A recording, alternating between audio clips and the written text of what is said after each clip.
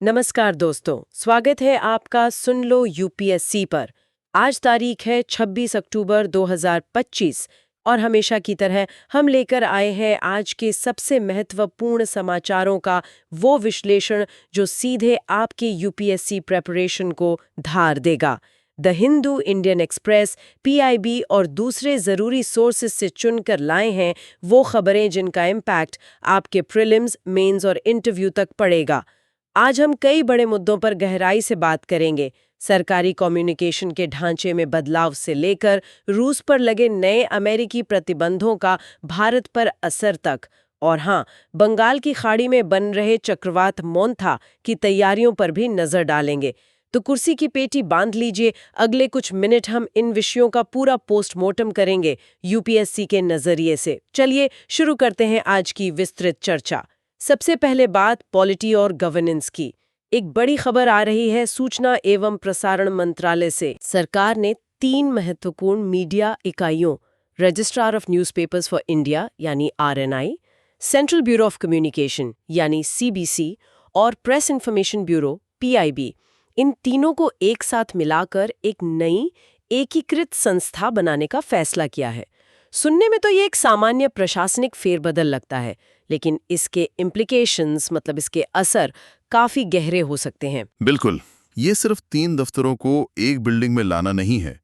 ये उनके काम करने के तरीके और शायद उनके मूल चरित्र को भी बदल सकता है। इस कदम को समझने के लिए पहले इन तीनों संस्थानों के काम को विस्तार से जानना जरूरी है। देखिए, पीआईबी यानी प्रेस इंफॉर्मेशन ब्यूरो, ये सरकार का चेहरा है मीडिया के सामने। सरकार की नीतियां, कार्यक्रम, उपलब्धियां, इन सब की जानकारी आधिकारिक तौर पर मीडिया तक पीआईबी ही पहुंचाता है। ये सरकार और मीडिया के बीच एक पुल का काम करता है एक तरह से। हाँ बिल्कुल, सरकारी प्रेस कॉन्फ्रेंस हो या प्रेस रिलीज, सब पीआईबी के जरिए ही होता है। ये तो हुआ पीआईबी। अब आरएनआई के बारे में बताइए, ये क्या करता है? आरएनआई यानी registrar of newspapers for India. इसका काम रेगुलेशन से जुड़ा है, मतलब नियम कानून देखना। भारत में कोई भी अखबार या पत्रिका शुरू करनी हो तो उसका रजिस्ट्रेशन आरएनआई के पास करवाना अनिवार्य है। ये press and registration of books act 1867 के तहत बनी एक स्टैट्यूटरी बॉडी है, मतलब इसे संसद के कानून द्वारा स्थापित किया गया है। हाल ही में 2023 में एक नया कानून आया, press and registration of periodicals act 2023, जिसने 1867 वाले कानून की जगह ली और आरएनआई का नाम बदलकर press registrar general of India यानी पीआरजीआई कर दिया गया है। ये प्रीलिम्स के लिए बहुत महत्वपूर्ण है। पीआरजीआई एक स्टैट्यूटरी बॉडी है। इसका आधार संसदीय कानून है। इसका काम क्या है? रजिस्ट्रेशन देखना, सर्कुलेशन फिगर्स वेरीफाई करना और ये सुनिश्चित करना कि प्रकाशन नियमों का पालन करें। अच्छा, यानी पीआईबी कम्युनिकेटर है, पीआरजीआई जो पहले आरएनआई था रेगुलेटर है। अब बची सीबीसी, इसका क्या रोल है? सीबीसी यानी सेंट्रल ब्यूरो ऑफ कम्युनिकेशन, ये संस्था खुद भी मतलब हाल ही में ही बनी थी, पहले की 3 अलग-अलग यूनिट्स को मिलाकर। कौन कौन से? Directorate of advertising and visual publicity यानी DAVP, directorate of field publicity यानी डीएफपी और सॉन्ग एंड ड्रामा डिवीजन। जैसा कि नाम से ही जाहिर है, डीएवीपी सरकारी विज्ञापनों को संभालता था, अखबारों में, टीवी, रेडियो, ऑनलाइन माध्यमों पर। हाँ। डीएफपी जमीनी स्तर पर फील्ड में जाकर सरकारी योजनाओं का प्रचार करता था, इंटरपर्सनल कम्युनिकेशन जिसे कहते हैं। और सॉन्ग एंड ड्रामा डिवीजन वो लोक कलाओं, नाटक, संगीत के जरिए सरकारी संदेशों को जनता तक पहुंचाता था। इन तीनों को मिलाकर सीबीसी बना, जिसका मुख्य काम है सरकारी विज्ञापन और प्रचार प्रसार, मतलब गवर्नमेंट एडवर्टाइजिंग एंड आउटरीच। तो अब सरकार इन तीनों को कम्युनिकेटर पीआईबी, रेगुलेटर पीआरजीआई और एडवर्टाइजर प्रमोटर सीबीसी, इन सब को एक छतरी के नीचे ला रही है। सरकार का तर्क क्या है इसके पीछे? क्यों कर रही है ऐसा? देखिए, सरकार का कहना है कि इससे तालमेल बेहतर होगा, सिनर्जी बढ़ेगी, काम में दोहराव, डुप्लीकेशन ऑफ वर्क रुकेगा और प्रशासनिक दक्षता, एडमिनिस्ट्रेटिव एफिशिएंसी बढ़ेगी। आजकल मल्टीमीडिया का जमाना है, तो कम्युनिकेशन के अलग अलग माध्यमों, print, electronic, digital, outdoor, interpersonal, इन सब में सिनर्जी लाना जरूरी है। एक और बड़ा तर्क दिया जा रहा है सिंगल विंडो सिस्टम का। सिंगल विंडो मतलब? मतलब ये कि मीडिया हाउसेज और पत्रकारों को अलग अलग दफ्तरों के चक्कर नहीं काटने पड़ेंगे। रजिस्ट्रेशन हो, सरकारी विज्ञापन लेना हो, प्रेस रिलीज चाहिए, एक्रेडिटेशन चाहिए, सब कुछ एक ही जगह से मैनेज होगा। साथ ही ये भी कहा गया है कि हर मंत्रालय में एक डेजिग्नेटेड ऑफिसर नियुक्त होगा जो वेरीफाइड जानकारी जारी करेगा ताकि फेक न्यूज या मिस इन्फॉर्मेशन पर लगाम लग सके। सुनने में तो ये सब बहुत अच्छा लगता है, efficiency, synergy, single window, authentic data. लेकिन जैसा आपने शुरू में कहा, इसके गहरे इम्प्लीकेशंस हो सकते हैं। चिंताएं क्या है? क्या डर है लोगों को? हाँ, चिंताएं भी हैं। सबसे बड़ी चिंता है कॉन्फ्लिक्ट ऑफ इंटरेस्ट की, हितों के टकराव की। जैसा हमने समझा, पीआरजीआई का काम रेगुलेशन का है, अखबार को रजिस्टर करना, नियमों का पालन करवाना। सीबीसी का काम है विज्ञापन देना, पीआईबी का काम है सरकार की बात रखना। अब जब ये तीनों काम एक ही संस्था करेगी, तो क्या ये संभव नहीं कि जो मीडिया हाउस सरकार की आलोचना करता है, उसे रजिस्ट्रेशन, जो पीआरजीआई का काम है, उसमें दिक्कत आए? अच्छा। या उसे सरकारी विज्ञापन, जो सीबीसी का काम है, मिलना बंद हो जाए? हाँ, या उसे सरकारी प्रेस कॉन्फ्रेंस, जो पीआईबी का काम है, उसमें एक्सेस ना मिले? ये तो बहुत गंभीर बात है। इसका मतलब तो ये हुआ कि सरकार के पास मीडिया को नियंत्रित करने का, उसको कंट्रोल करने का एक बहुत शक्तिशाली टूल आ जाएगा। क्या ये मीडिया की स्वतंत्रता, मीडिया फ्रीडम, जो हमारे लोकतंत्र का आधार है, उस पर एक तरह का हमला नहीं है? यही सबसे बड़ा सवाल है। आलोचकों का यही कहना है कि ये कदम सरकारी नैरेटिव को और मजबूत करने और असहमति की आवाज़ों को दबाने की कोशिश हो सकती है। ऑथेंटिक डेटा के नाम पर कहीं सिर्फ ऑफिशियली सैंक्शन्ड या सरकार को पसंद आने वाली जानकारी ही तो बाहर नहीं आएगी। और ये जो हर मंत्रालय से एक ही डेजिग्नेटेड ऑफिसर जानकारी देगा, हाँ, इससे कंसिस्टेंसी आ सकती है, पर ये इन्फॉर्मेशन बॉटलनेक भी बन सकता है। इन्फॉर्मेशन बॉटलनेक मतलब जानकारी रुक सकती है। हाँ, अगर वो अफसर जानकारी रोक ले या देरी करें या चुनिंदा जानकारी दें, तो स्वतंत्र पत्रकारिता कैसे होगी और सरकार की जवाबदेही, गवर्नमेंटल अकाउंटेबिलिटी कैसे सुनिश्चित होगी? भारत की प्रेस फ्रीडम इंडेक्स में रैंकिंग तो वैसे भी कोई बहुत अच्छी नहीं है। ये कदम तो उसे और प्रभावित कर सकता है। बिल्कुल, इसलिए जरूरी है कि अगर ये एकीकरण होता भी है, तो कुछ सेफगार्ड्स हों, कुछ सुरक्षा उपाय हों, जैसे तीनों विंग्स रेगुलेशन, कम्युनिकेशन, एडवर्टाइजिंग, इनके बीच कार्यात्मक स्वायत्तता, मतलब फंक्शनल ऑटोनॉमी बनी रहे, काम करने की आज़ादी हो, रजिस्ट्रेशन, एक्रेडिटेशन और विज्ञापन देने के जो नियम और प्रक्रियाएं हैं, वो पूरी तरह पारदर्शी, ट्रांसपेरेंट हों और उनका सख्ती से पालन हो। और पत्रकारों के लिए जानकारी हासिल करने के वैकल्पिक रास्ते, ऑल्टरनेट चैनल्स बंद ना हो, आरटीआई कानून का प्रभावी इस्तेमाल हो। ये मुद्दे सीधे जीएस पेपर 2 में गवर्नेंस, ट्रांसपेरेंसी और अकाउंटेबिलिटी और रोल ऑफ मीडिया से जुड़ते हैं। ये वाकई एक महत्वपूर्ण बदलाव है जिस पर आगे भी नजर रखनी होगी। चलिए अब अगली खबर की ओर बढ़ते हैं। ये पश्चिम बंगाल से आ रही है और सिटीजनशिप अमेंडमेंट एक्ट यानी CAA 2019 से जुड़ी है। हाँ, पश्चिम बंगाल में भारतीय जनता पार्टी बीजेपी की जो राज्य इकाई है, उसने बांग्लादेश से आए हिंदू शरणार्थियों, खासकर मतुआ समुदाय से अपील की है। अपील यह है कि वे CAA के तहत भारतीय नागरिकता के लिए जल्द से जल्द आवेदन करें। और इस अपील को 2026 में होने वाले राज्य विधानसभा चुनावों से जोड़कर देखा जा रहा है। CAA, इस पर तो काफी विवाद रहा है पहले भी। एक बार संक्षेप में फिर से याद दिला दें कि ये CAA कानून है क्या? जरूर। सिटीजनशिप अमेंडमेंट एक्ट CAA 2019 ये भारत के नागरिकता कानून सिटीजनशिप एक्ट 1955 में एक संशोधन करता है, एक बदलाव लाता है। ये कानून पाकिस्तान, बांग्लादेश और अफगानिस्तान, इन 3 पड़ोसी देशों से धार्मिक उत्पीड़न, रिलीजियस परसिक्यूशन के कारण भारत आए 6 अल्पसंख्यक समुदायों को भारतीय नागरिकता देने का प्रावधान करता है। कौन से 6 समुदाय? हिंदू, सिख, बौद्ध, जैन, पारसी और ईसाई। शर्त यह है कि वे 31 दिसंबर 2014 या दिसंबर 31, 2014 को या उससे पहले भारत आ चुके हों। महत्वपूर्ण बात यह है कि इस कानून में मुस्लिम समुदाय को शामिल नहीं किया गया है, जिस पर काफी विवाद हुआ था। हाँ, ये याद आ गया है।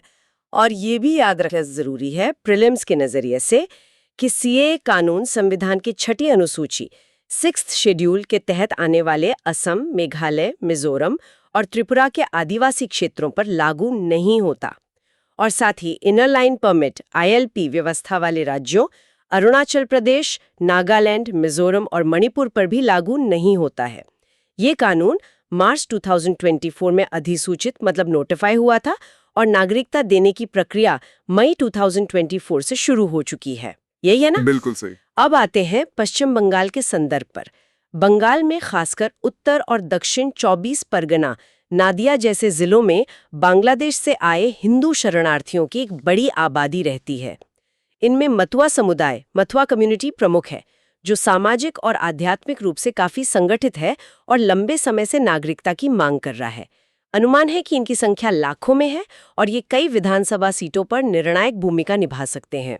एक बड़ा वोट बैंक है ये। तो बीजेपी की ये अपील सीधे सीधे इस वोट बैंक को साधने की कोशिश है, इलेक्टोरल मोबिलाइजेशन। हाँ, राजनीतिक विश्लेषक इसे इसी तरह देख रहे हैं। सीए को लागू करना बीजेपी के प्रमुख चुनावी वादों में से एक रहा है। 2026 के चुनावों से पहले इस मुद्दे को उठाकर पार्टी अपने कोर वोट बैंक को मजबूत करना चाहती है और शायद तृणमूल कांग्रेस टीएमसी सरकार पर भी दबाव बढ़ाना चाहती है, जो सीए का लगातार विरोध करती रही है। हाँ, यहीं पर पेंच है। पश्चिम बंगाल सरकार तो सीए के खिलाफ है। मुझे याद है उन्होंने विधानसभा में इसके खिलाफ प्रस्ताव भी पारित किया था। तो फिर नागरिकता दी कैसे जाएगी अगर राज्य सरकार सहयोग ना करे? देखिए, नागरिकता सिटीजनशिप संविधान की 7वीं अनुसूची के तहत यूनियन लिस्ट का विषय है, मतलब इस पर कानून बनाने का अधिकार केंद्र सरकार का है। लेकिन किसी भी केंद्रीय कानून को जमीन पर लागू करने के लिए राज्य सरकार की मशीनरी की जरूरत पड़ती है। नागरिकता आवेदन की प्रक्रिया ऑनलाइन है, लेकिन जो वेरिफिकेशन होता है, दूसरी फॉर्मेलिटीज होती हैं, उसमें डिस्ट्रिक्ट मैजिस्ट्रेट्स यानी डीएम और राज्य पुलिस की भूमिका अहम होती है। अगर राज्य सरकार सहयोग ना करे तो प्रक्रिया में बाधा आ सकती है, देरी हो सकती है। तो ये केंद्र और राज्य के बीच टकराव, फेडरल टेंशन्स का एक और मुद्दा बन सकता है, जो कोऑपरेटिव फेडरलिज्म, सहकारी संघवाद की भावना है, उसके विपरीत। निश्चित रूप से ये मुद्दा पहले से ही केंद्र राज्य संबंधों में तनाव का कारण रहा है। बीजेपी की अपील इस तनाव को और बढ़ा सकती है। इसके सामाजिक निहितार्थ, सोशल इम्प्लीकेशंस भी हैं। सिर्फ एक विशेष समुदाय को, यानी बांग्लादेशी हिंदू शरणार्थियों को लक्षित करके नागरिकता की बात करना समाज में धार्मिक और जातीय आधार पर ध्रुवीकरण, पोलराइजेशन को बढ़ावा दे सकता है। और ये सीएए की संवैधानिकता, कॉन्स्टिट्यूशनैलिटी पर जो बहस चल रही है, उसको भी फिर से हवा देगा। सीएए की संवैधानिकता पर मुख्य सवाल क्या उठाया गया था? आर्टिकल 14 वाला मामला था शायद। हाँ, बिल्कुल। मुख्य आपत्ति यही है कि ये धर्म के आधार पर भेदभाव करता है और संविधान के अनुच्छेद 14 आर्टिकल 14, जो कानून के समक्ष समानता, राइट टू इक्वालिटी की गारंटी देता है, उसका उल्लंघन करता है। याचिकाकर्ताओं का तर्क है कि नागरिकता देने के लिए धर्म को आधार बनाना भारत के धर्मनिरपेक्ष सेक्युलर चरित्र के खिलाफ है। सरकार का तर्क है कि यह वर्गीकरण तर्कसंगत है, क्योंकि ये उन अल्पसंख्यक समुदायों को लक्षित करता है जो पड़ोसी इस्लामिक देशों में धार्मिक उत्पीड़न का शिकार हुए हैं। मामला अभी सुप्रीम कोर्ट में विचाराधीन है। तो इस पूरे मुद्दे पर आगे क्या होना चाहिए? एक आदर्श स्थिति क्या हो सकती है? देखिए, आदर्श स्थिति तो यही है कि नागरिकता जैसे संवेदनशील और मानवीय मुद्दे को चुनावी लाभ हानि से दूर रखा जाए। केंद्र और राज्य सरकारों को टकराव की बजाय संवाद, डायलॉग के जरिए व्यवहारिक समाधान निकालना चाहिए। और सबसे महत्वपूर्ण, संविधान के मूल सिद्धांतों, खासकर समानता और धर्मनिरपेक्षता का सम्मान सुनिश्चित किया जाना चाहिए। ये विषय GS paper 2 Indian constitution amendments, federalism और GS paper 1 communalism, secularism, social empowerment दोनों के लिए महत्वपूर्ण है। बिल्कुल। चलिए अब रुक करते हैं अर्थव्यवस्था की ओर और एक ऐसी खबर पर जिसका असर भारत की ऊर्जा सुरक्षा और विदेश नीति दोनों पर बहुत बड़ा पड़ सकता है। अमेरिका ने रूस पर नए और शायद अब तक के सबसे कड़े प्रतिबंध लगा दिए हैं। क्या है ये मामला? हाँ, ये बहुत बड़ी डेवलपमेंट है। अमेरिका के ट्रेजरी डिपार्टमेंट का जो office of foreign assets control है, ओफैक, उसने रूस की 2 सबसे बड़ी ऊर्जा कंपनियों रोसनेफ्ट और ल्यूकॉइल पर सीधे सीधे ब्लॉकिंग सैंक्शंस लगा दिए हैं। और ये सामान्य प्रतिबंधों से कहीं ज्यादा सख्त हैं। ब्लॉकिंग सैंक्शंस, इसका मतलब क्या होता है? ये पहले के प्रतिबंधों से कैसे अलग हैं? ब्लॉकिंग सैंक्शंस का मतलब है कि जो प्रतिबंधित इकाई है, एंटिटी है, यानी इस मामले में रोसनेफ्ट और ल्यूकॉइल, उनकी अमेरिका के अधिकार क्षेत्र में आने वाली सभी संपत्तियां, एसेट्स फ्रीज कर दी जाएंगी। उन्हें जब्त कर लिया जाएगा। कोई भी अमेरिकी व्यक्ति या कंपनी, यूएस पर्सन्स एंड एंटिटीज, इन कंपनियों के साथ किसी भी तरह का लेन देन, ट्रांजैक्शन नहीं कर सकता। लेकिन सबसे खतरनाक बात है सेकेंडरी सैंक्शंस का प्रावधान। सेकेंडरी सैंक्शंस, ये क्या बला है? ये पहली बार सुन रही हूँ। सेकेंडरी सैंक्शंस का मतलब है कि अमेरिका अब सिर्फ अपनी कंपनियों को ही नहीं रोक रहा है, बल्कि वो दुनिया के किसी भी देश की कंपनी या बैंक पर भी प्रतिबंध लगा सकता है। अच्छा। अगर वो प्रतिबंधित रूसी कंपनियों यानी रोस्नेफ्ट या लुकोइल के साथ सिग्निफिकेंट ट्रांजैक्शंस यानी बड़े लेन देन करते पाए जाते हैं। आसान भाषा में, अगर भारत की कोई तेल रिफाइनरी या कोई बैंक रोस्नेफ्ट या लुकोइल से तेल खरीदता है या उसके लिए पेमेंट प्रोसेस करता है, तो अमेरिका उस भारतीय कंपनी या बैंक को भी दंडित कर सकता है। कैसे दंडित कर सकता है? उसे डॉलर सिस्टम से काट सकता है या उसकी अमेरिका में जो संपत्ति है उसे फ्रीज कर सकता है। अरे बाप रे, ये तो जबरदस्त दबाव है। मतलब अमेरिका पूरी दुनिया पर दबाव डाल रहा है।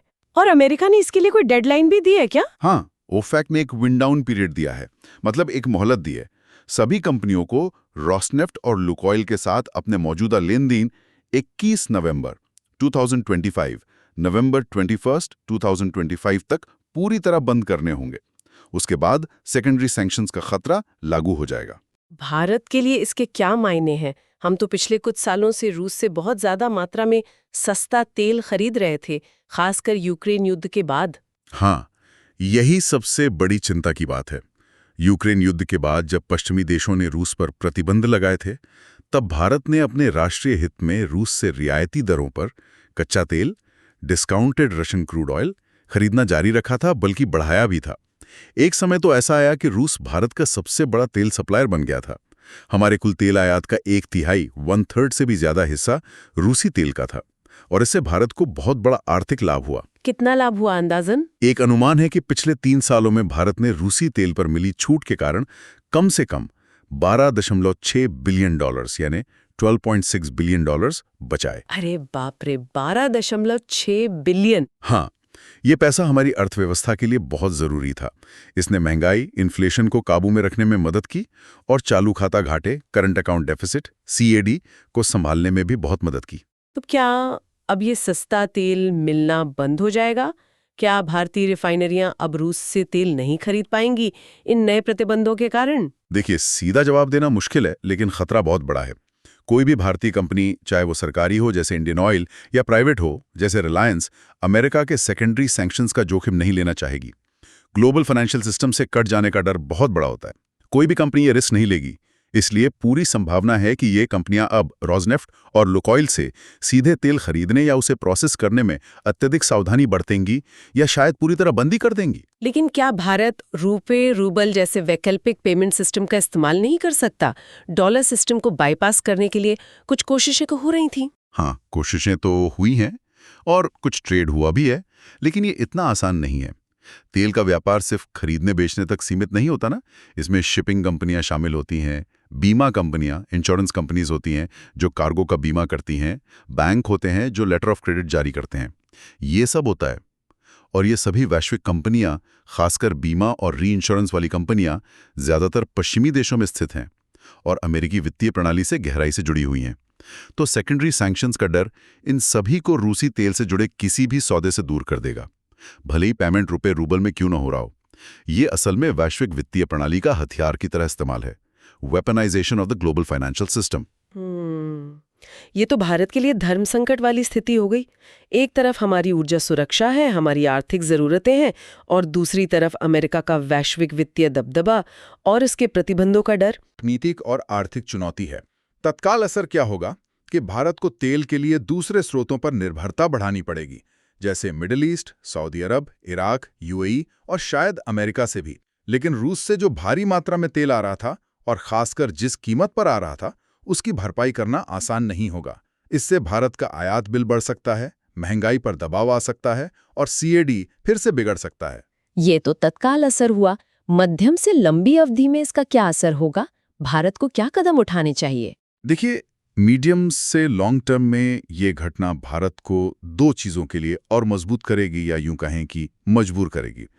पहला, अपने ऊर्जा आयात के स्रोतों में और ज़्यादा विविधता लाना, डाइवर्सिफाइंग एनर्जी इंपोर्ट सोर्सेस। किसी एक या 2 स्रोत पर बहुत ज़्यादा निर्भरता खतरनाक हो सकती है, ये अब साफ है। दूसरा, गैर डॉलर व्यापार निपटान तंत्र, non dollar trade settlement mechanisms, जैसे रुपये, रूबल या दूसरी करेंसी स्वैप व्यवस्थाओं को और मजबूत करने पर जोर देना। हालांकि डॉलर को पूरी तरह रिप्लेस करना अभी बहुत मुश्किल है, लेकिन इस दिशा में प्रयास तेज करने होंगे। भारत को क्या करना चाहिए? सबसे पहले अमेरिका के साथ उच्चतम स्तर पर कूटनीतिक बातचीत, डिप्लोमैटिक एंगेजमेंट करनी होगी। अपनी ऊर्जा सुरक्षा की चिंताओं और आर्थिक मजबूरियों को समझाना होगा और शायद कुछ रियायतें, वेवर्स या एग्जेम्पशंस हासिल करने की कोशिश करनी होगी। लेकिन साथ ही वैकल्पिक तेल आपूर्तिकर्ताओं के साथ सप्लाई सुरक्षित करनी होगी, बैकअप प्लान तैयार रखना होगा और सबसे महत्वपूर्ण दीर्घकालिक समाधान के तौर पर जीवाश्म ईंधन पर अपनी निर्भरता कम करनी होगी और नवीकरणीय ऊर्जा, renewable energy, solar, wind, green hydrogen की तरफ तेजी से कदम बढ़ाने होंगे। ये पूरा मुद्दा GS paper 3 Indian economy, mobilisation of resources, energy security के अंतर्गत आता है। आपने कूटनीतिक चुनौती की बात की। इसी मुद्दे के अंतर्राष्ट्रीय संबंधों, इंटरनेशनल रिलेशंस वाले पहलू पर आते हैं। ये अमेरिकी प्रतिबंध भारत की विदेश नीति, खासकर उसकी जो स्ट्रेटेजिक ऑटोनॉमी, सामरिक स्वायत्ता की नीति है, उसको कैसे प्रभावित करते हैं? हाँ, ये बहुत अहम सवाल है। ये प्रतिबंध सिर्फ आर्थिक नहीं है, इनका एक स्पष्ट भू राजनीतिक, जियोपॉलिटिकल मकसद है रूस की अर्थव्यवस्था को चोट पहुंचाना ताकि उसकी यूक्रेन युद्ध लड़ने की क्षमता कमजोर हो। और सेकेंडरी सैंक्शंस लगाकर अमेरिका सीधे तौर पर भारत जैसे देशों पर दबाव बना रहा है कि वो रूस के साथ अपने आर्थिक रिश्ते सीमित करें या हो सके तो खत्म ही कर दें। भारत हमेशा से अपनी स्वतंत्र विदेश नीति यानी स्ट्रेटेजिक ऑटोनॉमी पर जोर देता रहा है। इसका मतलब है अपने राष्ट्रीय हितों के हिसाब से फैसला लेना बिना किसी बाहरी दबाव के। यूक्रेन युद्ध शुरू होने के बाद भी जब पश्चिमी देशों ने रूस पर कड़े प्रतिबंध लगाए थे, भारत ने उन प्रतिबंधों का पालन नहीं किया था। और रूस से तेल खरीदना जारी रखा था, ये कहते हुए कि हमें अपने नागरिकों की ऊर्जा जरूरतें पूरी करनी है। बिल्कुल, लेकिन ये नए ब्लॉकिंग और सेकेंडरी सैंक्शंस तो उस स्थिति को बदल रहे हैं। ये तो सीधे भारत की स्ट्रैटेजिक ऑटोनॉमी पर चोट है, उसकी परीक्षा है। कैसे? ये भारत को एक मुश्किल चुनाव करने पर मजबूर कर रहे हैं। या तो मॉस्को के साथ अपने पुराने और भरोसेमंद रिश्ते चुने, या फिर पश्चिमी देशों द्वारा नियंत्रित वैश्विक वित्तीय प्रणाली तक अपनी पहुंच बनाए रखे। दोनों एक साथ शायद अब मुश्किल हो। भारतीय अधिकारियों की तरफ से बयान आए हैं कि फैसले सिर पर बंदूक रखकर नहीं लिए जाएंगे, जो भारत की राजनीतिक इच्छा शक्ति को दर्शाता है। लेकिन जैसा हमने पहले चर्चा की, भारतीय कंपनी और बैंकों के सामने जो आर्थिक वास्तविकता है, इकोनॉमिक रियलिटी है, यानी वैश्विक वित्तीय प्रणाली से कट जाने का डर, उसे नजरअंदाज करना बहुत मुश्किल होगा। इसका भारत के दूसरे महत्वपूर्ण रिश्तों पर क्या असर पड़ेगा, जैसे रूस और अमेरिका के साथ हमारे संबंध? देखिए, ये भारत की दो सबसे महत्वपूर्ण साझेदारियों की परीक्षा है। पहला, भारत रूस संबंध। रूस दशकों से भारत का एक विश्वसनीय सामरिक साझेदार रहा है, खासकर रक्षा आपूर्ति, डिफेंस सप्लाईज और ऊर्जा के क्षेत्र में। अगर तेल व्यापार गंभीर रूप से प्रभावित होता है तो ये इन संबंधों में एक नई जटिलता पैदा करेगा। सवाल उठेगा कि क्या भारत रक्षा उपकरणों के स्पेयर पार्ट्स और नई खरीद के लिए रूस पर अपनी निर्भरता जारी रख पाएगा? दूसरा, भारत अमेरिका संबंध। पिछले 2 दशकों में भारत और अमेरिका के रिश्ते बहुत मजबूत हुए हैं, खासकर इंडो पैसिफिक क्षेत्र में चीन के बढ़ते प्रभाव को संतुलित करने के लिए। अमेरिका कई बार भारत की रूस संबंधी मजबूरियों को समझता रहा है, एक तरह से अनदेखा करता रहा है। लेकिन ये नए कठोर प्रतिबंध शायद अमेरिका के बदलते रुख का संकेत हैं। अब देखना होगा कि अमेरिका सेकेंडरी सैंक्शंस को कितनी सख्ती से लागू करता है। क्या वो भारत जैसे स्ट्रेटेजिक पार्टनर्स को कोई छूट देगा या सबके साथ समान रूप से सख्ती बरतेगा? इस पर भारत अमेरिका संबंधों का भविष्य काफी हद तक निर्भर करेगा। और चीन जैसे दूसरे देश हैं जो रूस से तेल खरीदते हैं, उनका क्या रुख रहेगा? क्या भारत अकेला पड़ जाएगा इस मामले में? ये भी एक अहम पहलू है। चीन भी रूस से भारी मात्रा में तेल और गैस खरीदता है। ये प्रतिबंध चीन पर भी दबाव डालेंगे। इन प्रतिबंधों की सफलता या विफलता काफी हद तक इस बात पर निर्भर करेगी कि भारत और चीन जैसे बड़े खरीदार क्या रुख अपनाते हैं। अगर ये देश अमेरिकी दबाव के आगे झुक जाते हैं तो रूस की अर्थव्यवस्था पर गहरा असर पड़ेगा। अगर वे कोई रास्ता निकाल लेते हैं तो इन प्रतिबंधों का प्रभाव सीमित हो सकता है। इसलिए भारत के फैसले का न सिर्फ भारत पर बल्कि वैश्विक भू राजनीति पर भी असर होगा। तो इस जटिल स्थिति में भारत के लिए आगे का रास्ता क्या है? What should India do? Bharat को एक मल्टी-प्रॉन्ग्ड स्ट्रैटेजी, बहुआयामी रणनीति अपनानी होगी। पहला, अमेरिका के साथ निरंतर कूटनीतिक संवाद जारी रखना, अपने हितों को स्पष्ट रूप से रखना और जहां तक संभव हो रियायतें हासिल करने की कोशिश करना। दूसरा, रूस के साथ भी संवाद बनाए रखना और वैकल्पिक व्यापार और भुगतान तंत्र को मजबूत करने के तरीके खोजना।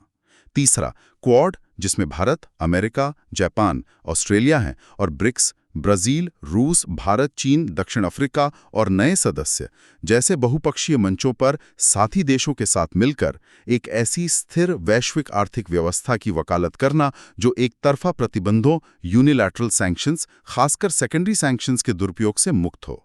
और चौथा, जैसा हमने पहले कहा, अपनी आंतरिक आर्थिक मजबूती बढ़ाना, ऊर्जा आयात पर निर्भरता कम करना और रक्षा उत्पादन में आत्मनिर्भरता हासिल करना, ताकि बाहरी दबावों का सामना करने की हमारी क्षमता बढ़े। ये पूरा विषय जीएस पेपर 2 के तहत effect of policies and politics of developed and developing countries on India's interest और bilateral, regional and global groupings and agreements involving India and और अफेक्टिंग इंडियाज इंटरेस्ट से जुड़ता है। वाकई ये एक बहुत ही जटिल और महत्वपूर्ण मुद्दा है जिस पर भारत को बहुत सावधानी से कदम उठाने होंगे।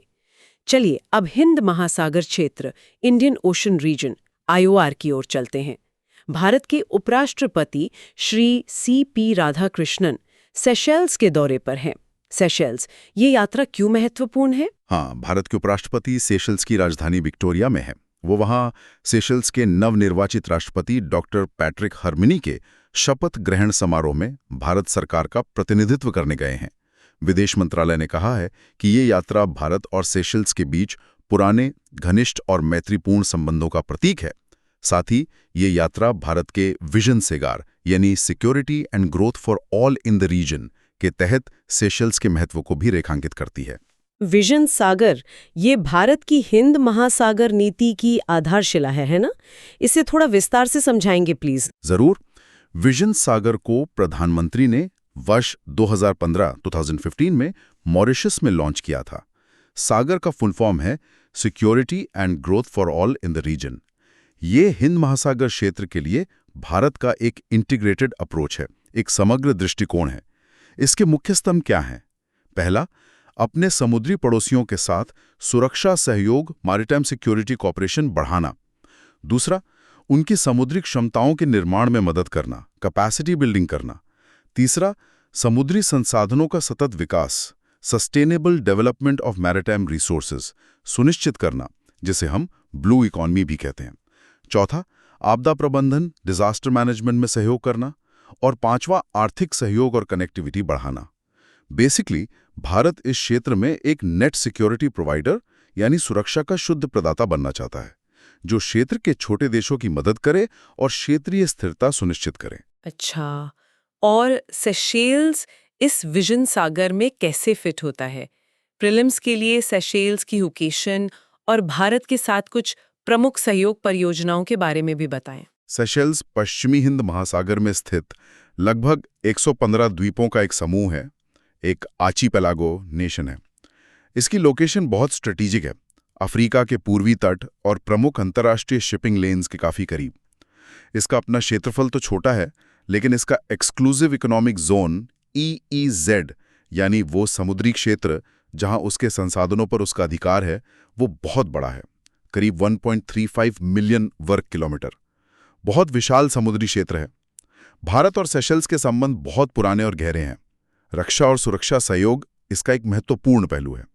भारत ने सेशेल्स को कई गश्ती जहाज, पेट्रोल वेसल्स उपहार में दिए हैं, जैसे PS कॉन्स्टेंट, PS टोपाज और हाल ही में PS जोरास्टर।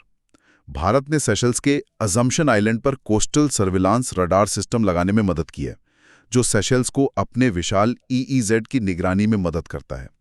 और दोनों देशों की सेनाओं के बीच नियमित रूप से संयुक्त सैन्य अभ्यास लामितीय होता है। ये सब प्रीलिम्स के लिए याद रखने लायक फैक्ट्स हैं। Location, EEZ, patrol vessels, radar system, लामितीय एक्सरसाइज। तो उपराष्ट्रपति की ये यात्रा भले ही एक औपचारिक शपथ ग्रहण समारोह के लिए हो, इसका रणनीतिक महत्व भी है। ये सिर्फ एक शिष्टाचार भेंट नहीं है। बिल्कुल, ये सिर्फ एक शिष्टाचार भेंट नहीं है, ये भारत की सेशेल्स के साथ अपनी स्ट्रैटेजिक पार्टनरशिप, रणनीतिक साझेदारी को मजबूती देने का एक अवसर है। जैसा मैंने कहा, सेशेल्स की लोकेशन बहुत महत्वपूर्ण है। इस क्षेत्र में समुद्री डाकुओं, पायरेसी की समस्या रही है। अवैध, असूचित और अनियमित मछली पकड़ना, illegal, unreported and unregulated IUU fishing एक बड़ी चुनौती है। नशीले पदार्थों की तस्करी, ड्रग ट्रैफिकिंग और आतंकवाद जैसी चुनौतियां भी हैं। अपने छोटे आकार और सीमित संसाधनों के कारण सेशल्स अकेले इन चुनौतियों से नहीं निपट सकता। भारत ने हमेशा सेशल्स को इन खतरों से निपटने के लिए क्षमता निर्माण, कैपेसिटी बिल्डिंग में मदद की है। ट्रेनिंग देना, उपकरण देना, इंटेलिजेंस शेयरिंग करना, संयुक्त गश्त करना, ये भारत की नेट सिक्योरिटी प्रोवाइडर भूमिका का एक उत्कृष्ट उदाहरण है। क्योंकि हिंद महासागर में चीन का प्रभाव भी तो बढ़ रहा है लगातार। निश्चित रूप से चीन हिंद महासागर क्षेत्र में अपने आर्थिक और सैन्य प्रभाव को तेजी से बढ़ा रहा है। अपने belt and road initiative BRI के जरिए पोर्ट्स और अन्य सुविधाओं का नेटवर्क बना रहा है, जिसे कुछ लोग स्ट्रिंग ऑफ पर्ल्स भी कहते हैं। जिबूती में उसका सैन्य अड्डा है और वह श्रीलंका, पाकिस्तान, मालदीव जैसे देशों में भी अपनी उपस्थिति मजबूत कर रहा है। ऐसे में भारत के लिए सेशेल्स जैसे पारंपरिक मित्रों के साथ अपने संबंधों को और गहरा करना जरूरी हो जाता है। लेकिन भारत का दृष्टिकोण चीन से अलग है। भारत का मॉडल पार्टनरशिप पर आधारित है। आपसी सम्मान, म्यूचुअल रिस्पेक्ट, संप्रभुता का सम्मान, रिस्पेक्ट फॉर सॉवरेनिटी और लोकतंत्र और कानून के शासन जैसे साझा मूल्यों, शेयर्ड वैल्यूज पर आधारित है। भारत सेशेल्स को सिर्फ रणनीतिक लोकेशन के तौर पर नहीं देखता, बल्कि एक मित्र देश के रूप में देखता है जिसके साथ मिलकर ब्लू इकोनॉमी जैसे क्षेत्रों में सतत विकास हासिल किया जा सकता है। ये चीन की कथित डेट ट्रैप डिप्लोमेसी से बिल्कुल अलग है। इसलिए उपराष्ट्रपति की ये यात्रा इन साझा मूल्यों और साझेदारी को रीअफर्म करती है, उसे और पक्का करती है। तो आगे इस साझेदारी से क्या उम्मीदें हैं? What next? उम्मीद है कि मौजूदा सहयोग कार्यक्रम जैसे रडार नेटवर्क का विस्तार या अन्य क्षमता निर्माण पहल तेजी से आगे बढ़ेंगे। ब्लू इकोनॉमी, समुद्री सुरक्षा, डिजिटल कनेक्टिविटी, नवीकरणीय ऊर्जा जैसे नए क्षेत्रों में सहयोग बढ़ाया जा सकता है और दोनों देशों के लोगों के बीच सांस्कृतिक और पर्यटन संबंधों, पीपल टू पीपल टाइज को और मजबूत करने पर भी ध्यान दिया जाएगा। ये टॉपिक GS पेपर 2 में India and it's neighbourhood relations और बायलैटरल ग्रुपिंग्स एंड एग्रीमेंट्स के तहत महत्वपूर्ण है। चलिए अब बात करते हैं एक आसन्न प्राकृतिक आपदा की। बंगाल की खाड़ी में एक चक्रवाती तूफान बन रहा है, मोंथा। इसकी ताज़ा स्थिति क्या है और सरकार की तैयारी कैसी है? हाँ, ये चिंता का विषय है। बंगाल की खाड़ी के ऊपर बना एक डिप्रेशन तेजी से तीव्र होकर एक गंभीर चक्रवाती तूफान, सीवियर साइक्लोनिक स्टॉर्म में बदल गया है। इसका नाम मोंथा रखा गया है और ये नाम थाईलैंड द्वारा सुझाया गया है। भारत मौसम विज्ञान विभाग IMD ने आंध्र प्रदेश के तटीय जिलों, खासकर उत्तरी तट और साथ ही रायलसीमा क्षेत्र के लिए रेड अलर्ट जारी किया है। रेड अलर्ट ये सबसे ऊंची चेतावनी होती है ना? हाँ, रेड अलर्ट उच्चतम स्तर की चेतावनी होती है। इसका मतलब है कि गंभीर मौसम की स्थिति लगभग निश्चित है और प्रशासन को तुरंत कार्रवाई करने की जरूरत है। जानमाल के नुकसान का गंभीर खतरा है। ये तूफान कब और कहां टकराने की आशंका है और इसकी तीव्रता कितनी हो सकती है? हवा की रफ्तार क्या रहेगी? IMD के ताज़ा पूर्वानुमान के अनुसार चक्रवात मोंठा के 28 अक्टूबर 2025 की शाम या रात को आंध्र प्रदेश के काकीनाडा बंदरगाह शहर के पास तट से टकराने, लैंडफॉल करने की संभावना है। लैंडफॉल के समय हवा की गति 90 से 100 किलोमीटर प्रति घंटा रह सकती है, जिसके झोंके गस्टिंग 110 किलोमीटर प्रति घंटा तक जा सकते हैं। इसके प्रभाव से तटीय आंध्र प्रदेश में अत्यधिक भारी बारिश, एक्सट्रीमली हैवी रेनफॉल और रायलसीमा क्षेत्र में भी बहुत भारी बारिश, वेरी हैवी रेनफॉल होने की आशंका है। समुद्र में भी बहुत ऊंची लहरें उठेंगी और मछुआरों को समुद्र में ना जाने की सख्त चेतावनी जारी कर दी गई है। इतनी गंभीर चेतावनी के बाद सरकार और प्रशासन की क्या प्रतिक्रिया है? क्या कदम उठाए जा रहे हैं? तैयारियां कैसी हैं? देखिए, भारत का आपदा प्रबंधन तंत्र, डिजास्टर मैनेजमेंट फ्रेमवर्क अब काफी मजबूत हो गया है और वो तुरंत हरकत में आ गया है। कैबिनेट सचिव, जो देश के सर्वोच्च नौकरशाह होते हैं, उनकी अध्यक्षता में national crisis management committee NCMC की एक उच्च स्तरीय बैठक हुई है। NCMC ऐसी राष्ट्रीय आपदाओं के समय राहत और बचाव कार्यों के समन्वय के लिए शीर्ष निकाय है। इस बैठक में IMD, national disaster response force यानी NDRF, गृह मंत्रालय, रक्षा मंत्रालय, बिजली, दूरसंचार, जहाजरानी मंत्रालयों के प्रतिनिधियों और आंध्र प्रदेश के मुख्य सचिव ने भी भाग लिया है। तैयारियों की पूरी समीक्षा की गई है। तो NDRF की टीमें तैनात कर दी गई होंगी प्रभावित इलाकों में? हाँ, NDRF की कई टीमों को पहले से ही संवेदनशील जिलों में तैनात कर दिया गया है। राज्य सरकार की अपनी state disaster response force SDRF की टीमें भी पूरी तरह तैयार हैं। सेना, नौसेना और वायुसेना को भी अलर्ट पर रखा गया है ताकि जरूरत पड़ने पर उनकी मदद ली जा सके। तटीय इलाकों से लोगों को सुरक्षित स्थानों पर पहुंचाने एवैक्यूएशन की योजना बनाई जा रही है, खासकर निचले इलाकों से। बिजली और संचार लाइनों को जल्दी ठीक करने के लिए टीमें तैयार हैं। मछुआरों को तट पर वापस बुला लिया गया है और जहाज़ों को सुरक्षित बंदरगाहों पर जाने की सलाह दी गई है। ये सब दिखाता है कि अब भारत का दृष्टिकोण बदल गया है। पहले हम आपदा के बाद राहत, पोस्ट डिजास्टर रिलीफ पर ज्यादा ध्यान देते थे। अब फोकस आपदा से पहले तैयारी, प्री डिजास्टर प्रिपेयर्डनेस, जोखिम कम करना, मिटिगेशन और त्वरित प्रतिक्रिया, प्रोएक्टिव रिस्पॉन्स पर केंद्रित हो गया है। ये बदलाव कैसे आया? क्या इसके पीछे कोई कानूनी या संस्थागत ढांचा है जिसने इसे संभव बनाया? बिल्कुल, इसका श्रेय काफी हद तक डिजास्टर मैनेजमेंट एक्ट 2005 को जाता है, जो 2004 की सुनामी के बाद लाया गया था। इस कानून ने पूरे देश में आपदा प्रबंधन के लिए एक संस्थागत ढांचा तैयार किया। राष्ट्रीय स्तर पर national disaster management authority (NDMA) है, जिसके अध्यक्ष प्रधानमंत्री होते हैं। राज्य स्तर पर state disaster management authority (SDMA) है, जिसके अध्यक्ष मुख्यमंत्री होते हैं। और जिला स्तर पर district disaster management authority (DDMA) है, जिसके अध्यक्ष डिस्ट्रिक्ट मैजिस्ट्रेट या कलेक्टर होते हैं। NDRF का गठन भी इसी कानून के तहत हुआ। इसके अलावा national disaster management plan (NDMP) है, जो विभिन्न प्रकार की आपदाओं से निपटने के लिए दिशा निर्देश प्रदान करता है। और हाँ, IMD की भूमिका भी बहुत महत्वपूर्ण है, जो अब चक्रवातों की उत्पत्ति, मार्ग और तीव्रता की सटीक भविष्यवाणी करने में काफी सक्षम हो गया है। पहले से चेतावनी मिल जाती है। ये सब मिलकर भारत की जीरो कैजुअलिटी पॉलिसी, शून्य मृत्यु नीति को संभव बनाने की दिशा में काम करते हैं। साइक्लोन मोंथा की तैयारी इसी विकसित तंत्र का एक जीता जागता उदाहरण है। ये तो हुई प्रतिक्रिया की बात, जो काफी अच्छी लग रही है, लेकिन एक सवाल और उठता है। क्या बंगाल की खाड़ी में चक्रवातों की संख्या और तीव्रता बढ़ रहे हैं? क्या इसका जलवायु परिवर्तन, क्लाइमेट चेंज से कोई संबंध है? हाँ, वैज्ञानिक अध्ययनों से यही पता चलता है। ग्लोबल वार्मिंग के कारण समुद्र की सतह का तापमान, सी सरफेस टेम्परेचर्स या SST बढ़ रहा है, और गर्म समुद्र चक्रवातों के बनने और उनके तीव्र होने के लिए ईंधन, फ्यूल का काम करता है। बंगाल की खाड़ी दुनिया के सबसे गर्म समुद्री बेसिनों में से एक है और यहाँ SST में वृद्धि देखी गई है। इसके कारण पिछले कुछ दशकों में यहाँ आने वाले गंभीर और अति गंभीर चक्रवातों, severe and very severe cyclonic storms की आवृत्ति, फ्रीक्वेंसी और तीव्रता, इंटेंसिटी, दोनों में वृद्धि देखी गई है। साइक्लोन मोंचा जैसी घटनाएं हमें बार बार याद दिलाती हैं कि जलवायु परिवर्तन अब सिर्फ भविष्य का खतरा नहीं, बल्कि आज की हकीकत है। तो इसका मतलब ये हुआ कि सिर्फ बेहतर प्रतिक्रिया तंत्र बना लेना काफी नहीं है, हमें और भी कुछ करने की जरूरत है। बिल्कुल, प्रतिक्रिया तंत्र महत्वपूर्ण है, लेकिन वो समस्या के लक्षण का इलाज है, जड़ का नहीं।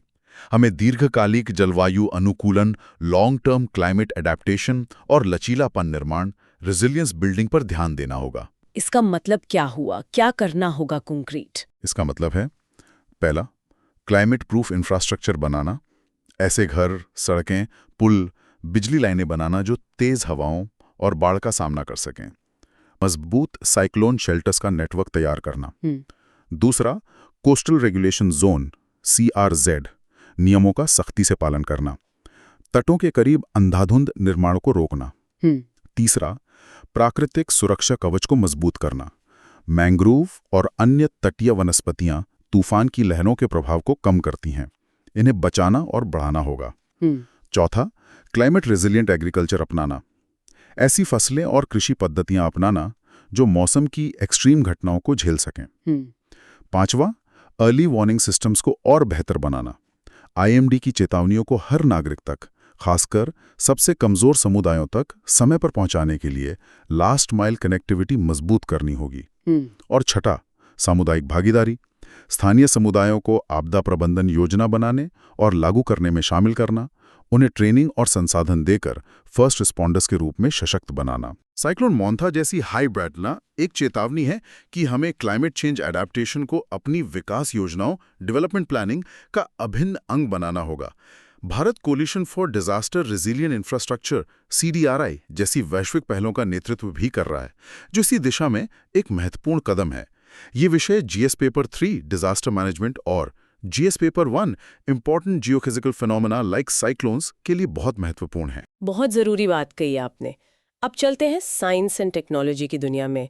आर्टिफिशियल इंटेलिजेंस (AI) को लेकर एक कह सकते हैं चौंकाने वाली रिसर्च सामने आई है। इसमें एआई में ब्रेन रॉट जैसी समस्या की बात कही गई है। ये क्या है ब्रेन रॉट? हाँ, ये एक बहुत ही दिलचस्प और थोड़ी चिंताजनक फाइंडिंग है। एक हालिया संपादकीय में इस रिसर्च का जिक्र किया गया था।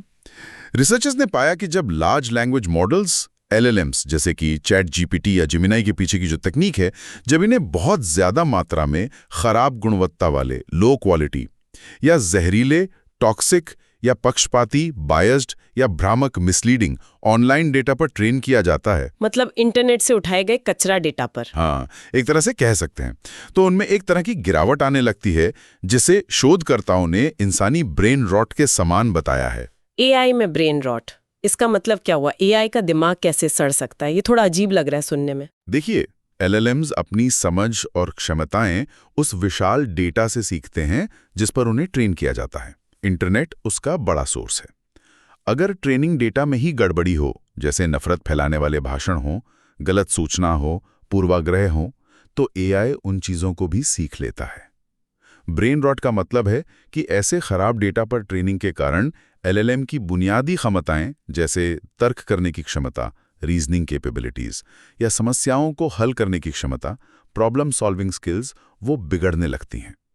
वो कम सुसंगत, कोहेरेंट और कम तथ्यात्मक, फैक्चुअल जवाब देने लगता है। मतलब बहकी बहकी बातें करने लगता है। ये तो GI GO वाला प्रिंसिपल लगता है, गार्बेज इन गार्बेज आउट, जैसा इनपुट वैसा आउटपुट। इसमें नया क्या है फिर? ये तो कंप्यूटर साइंस का बेसिक प्रिंसिपल है। हाँ, है कुछ जीगू, लेकिन इसमें दो बातें नई और चिंताजनक हैं। पहली, रिसर्च में पाया गया कि खराब डेटा पर ट्रेनिंग से न सिर्फ एआई की क्षमता कम होती है, बल्कि उसके व्यक्तित्व में भी नकारात्मक बदलाव आ सकते हैं।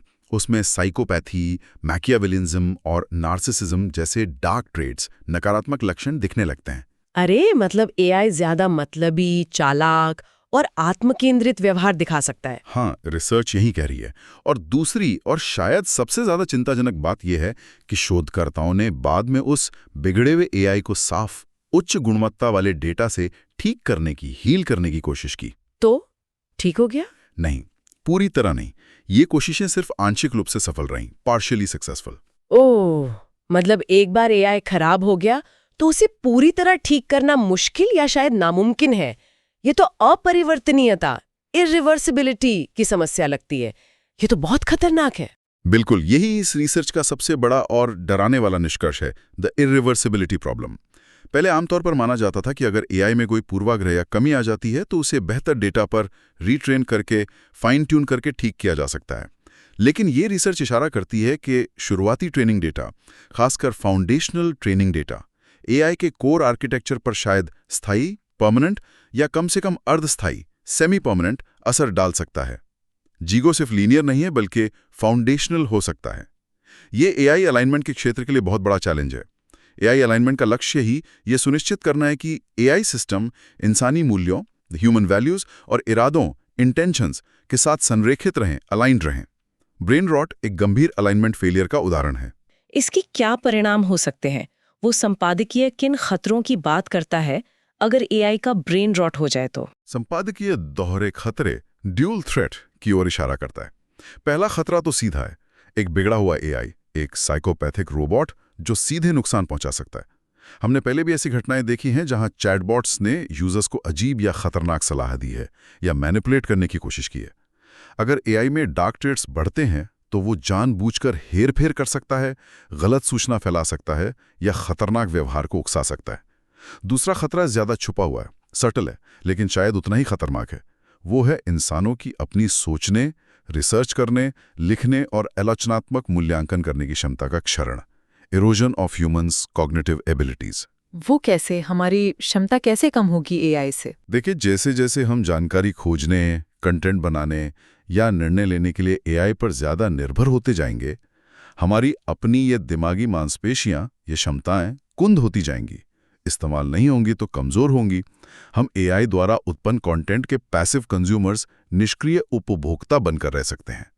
और अगर हम खुद सोचना कम कर देंगे तो हम एआई की गलतियों, उसके पूर्वाग्रहों या उसके ब्रेन रॉट को पहचानने और सुधारने में भी कम सक्षम हो जाएंगे। समझ ही नहीं पाएंगे कि एआई गलत बोल रहा है। ये एक खतरनाक चक्र बन सकता है। हम एआई को अपनी सोच आउटसोर्स करते हैं, जिससे हमारी सोच कमज़ोर होती है और फिर हम उस कमज़ोर सोच के साथ एआई पर और ज़्यादा निर्भर हो जाते हैं। ओ माय गॉड, ये तो वाकई भविष्य के लिए एक बड़ी चेतावनी है। तो इसका समाधान क्या है? हमें क्या करना चाहिए इस ब्रेन रॉट से बचने के लिए? समाधान बहुस्तरीय होगा, कोई एक जादुई छड़ी नहीं है। पहला, एआई डेवलपर्स और कंपनियों को ट्रेनिंग डेटा की गुणवत्ता पर अत्यधिक ध्यान देना होगा।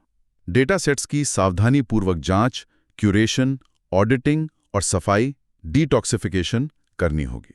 ये नहीं कि इंटरनेट से जो मिला उठा लिया। डेटा सेट में पारदर्शिता, डेटा सेट ट्रांसपेरेंसी होनी चाहिए ताकि पता चल सके कि एआई को किस जानकारी पर ट्रेन किया गया है। दूसरा, एआई सेफ्टी और अलाइनमेंट रिसर्च में बहुत ज़्यादा निवेश की ज़रूरत है ताकि हम ऐसी तकनीकें विकसित कर सकें जो एआई को सुरक्षित और इंसानी मूल्यों के अनुरूप रखें और ज़रूरत पड़ने पर उसे ठीक भी कर सकें। तीसरा, सरकारों को रेगुलेशन पर विचार करना होगा, खासकर महत्वपूर्ण क्षेत्रों में एआई के इस्तेमाल को लेकर कुछ नियम कानून बनाने होंगे।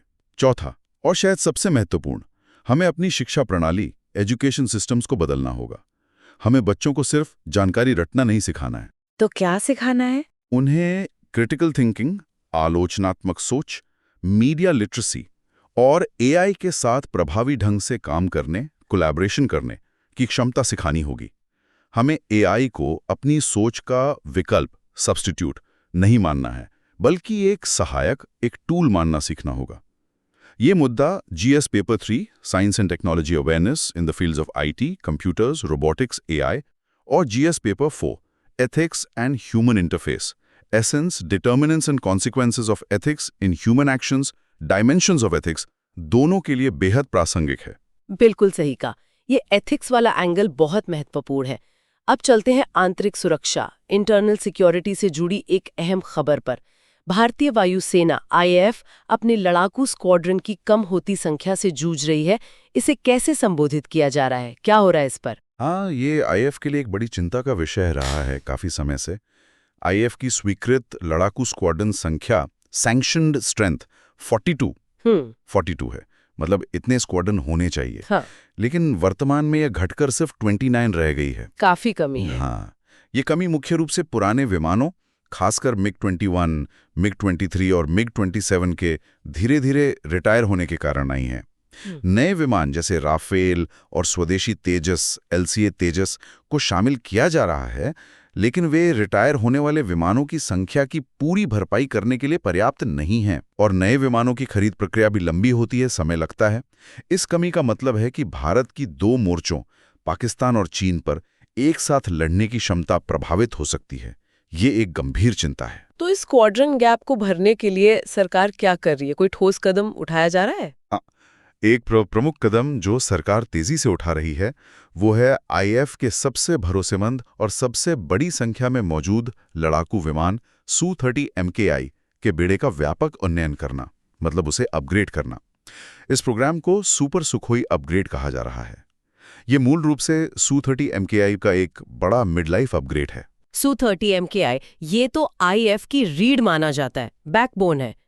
इस सुपर सुखोई अपग्रेड में क्या-क्या शामिल होगा? क्या नया होगा इसमें? हाँ, Su-30 MKI मूल रूप से रूस के सुखोई डिजाइन ब्यूरो द्वारा विकसित विमान है, जिसे भारत में हिंदुस्तान एरोनॉटिक्स लिमिटेड हेल द्वारा लाइसेंस के तहत बनाया गया है। आईएएफ के पास लगभग 272 Su-30 MKI हैं, जो इसे वायुसेना का वर्कहॉर्स बनाते हैं। बहुत बड़ी संख्या है ये। सुपर सुखोई अपग्रेड का लक्ष्य इस विमान की युद्धक क्षमताओं, कॉम्बैट कैपेबिलिटीज को अगली पीढ़ी के स्तर तक ले जाना और इसकी ऑपरेशनल लाइफ को कम से कम 20 साल और बढ़ाना है। पहले चरण में करीब 80 से 85 विमानों को अपग्रेड करने की योजना है। इस अपग्रेड में कई महत्वपूर्ण बदलाव शामिल हैं। पहला, नया एडवांस्ड कॉकपिट, बेहतर सिचुएशनल अवेयरनेस के लिए बड़े multifunction display, touch screen controls वगैरह।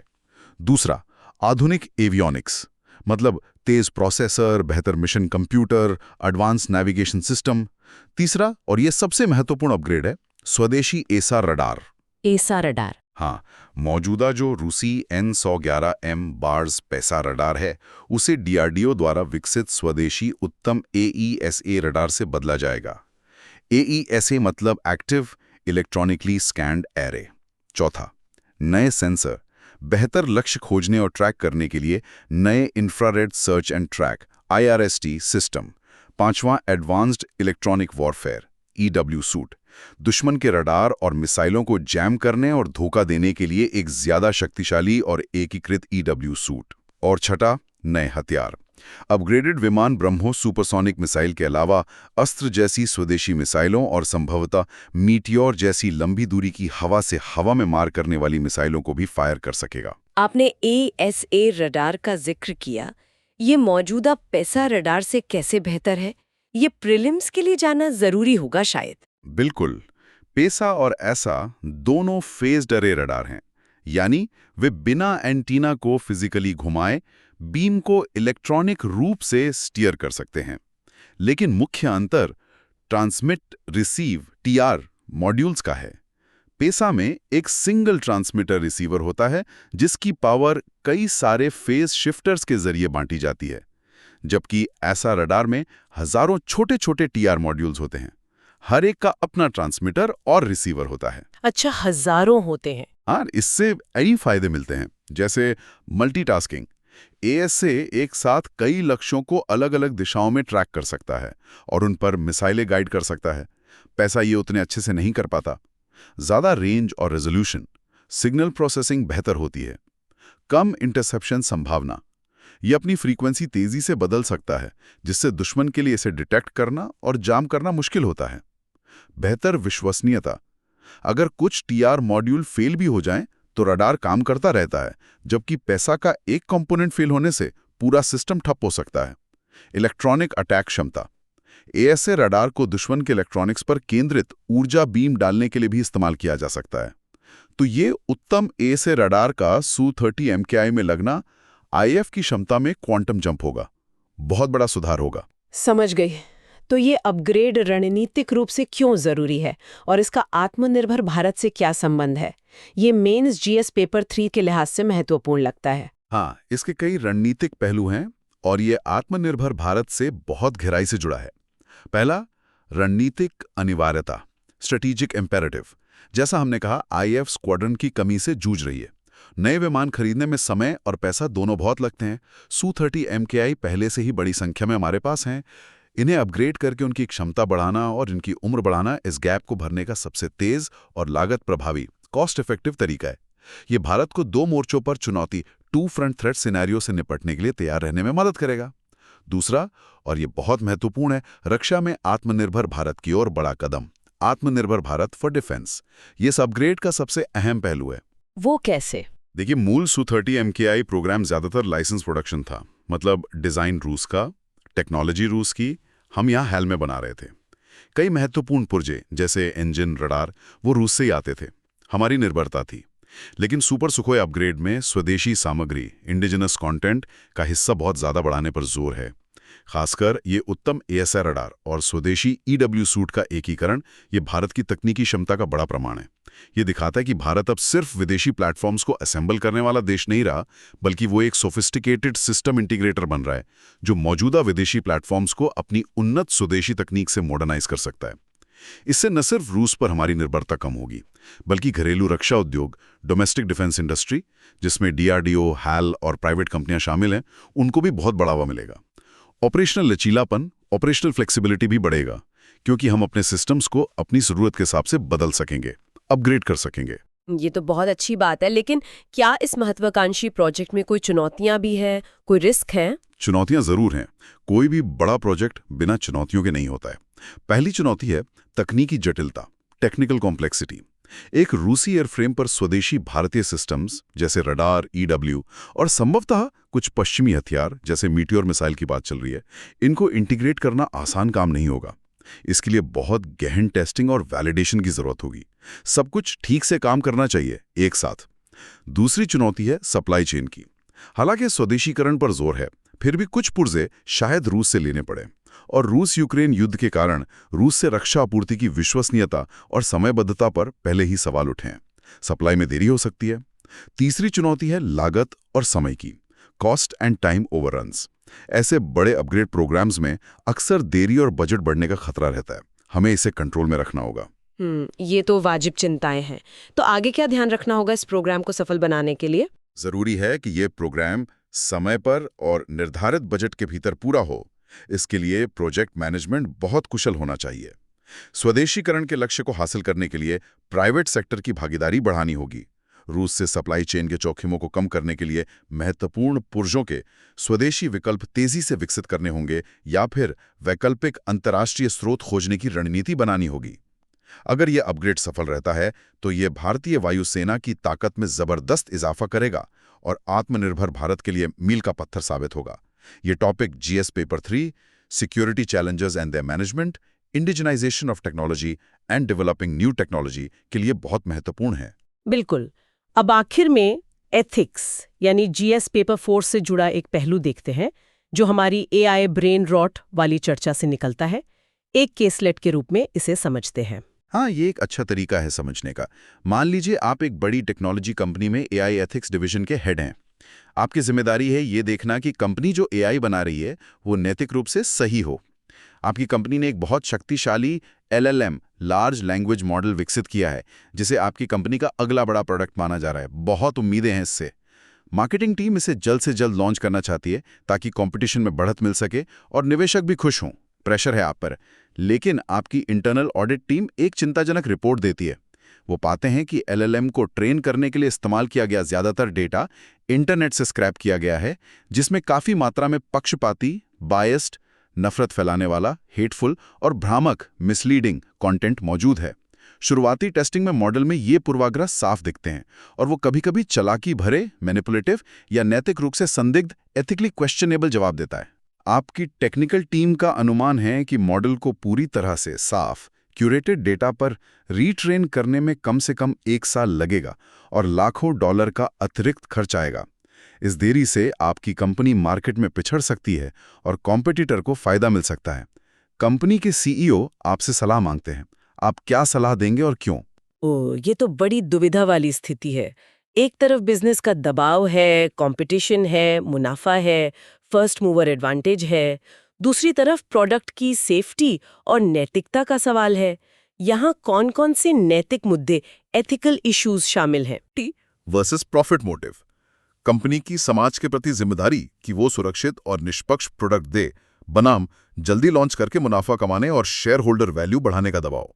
दूसरा, principle of non maleficence, do no harm, अहित ना करने का सिद्धांत। क्या कंपनी को ऐसा प्रोडक्ट लॉन्च करना चाहिए जिसके बारे में उसे पता है कि वो यूजर्स या समाज को नुकसान पहुंचा सकता है, जैसे पूर्वाग्रह फैलाना, गलत जानकारी देना, मैनिपुलेट करना?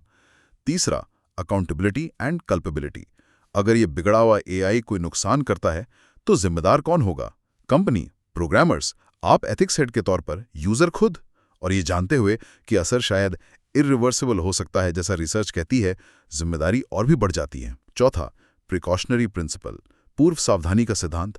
जब किसी एक्शन के संभावित नकारात्मक परिणाम गंभीर हों, भले ही उनकी निश्चितता ना हो, तो क्या सावधानी बरतते हुए उस एक्शन से बचना चाहिए? यानी क्या लॉन्च टाल देना चाहिए? पांचवां, ट्रांसपेरेंसी वर्सेस डिसेप्शन, पारदर्शिता बनाम धोखा। क्या यूजर्स को बताया जाना चाहिए कि AI के ट्रेनिंग डेटा में समस्याएं हैं, या फिल्टर लगाकर कमियों को छुपाने की कोशिश करनी चाहिए? छठा, long term reputation versus short term gains. क्या तात्कालिक बाजार लाभ के लिए कंपनी की दीर्घकालिक प्रतिष्ठा और यूजर्स का विश्वास दांव पर लगाना सही है? काफी सारे नैतिक सवाल हैं। तो आपके सामने क्या विकल्प हैं इस स्थिति में और आप क्या सलाह देंगे CEO को? मोटे तौर पर 3 रास्ते दिखते हैं। पहला रास्ता, फिल्टर और डिस्क्लेमर लगाकर तुरंत लॉन्च कर दो। इससे बिजनेस के लक्ष्य पूरे होंगे, मार्केट में जल्दी पहुंचेंगे। कंपनी दावा कर सकती है कि उसने सेफ्टी फिल्टर्स लगाए हैं और डिस्क्लेमर में यूजर्स को सावधान किया है, लेकिन ये मूल समस्या का समाधान नहीं है। फिल्टर्स को बाईपास किया जा सकता है, डिस्क्लेमर अक्सर पढ़े नहीं जाते।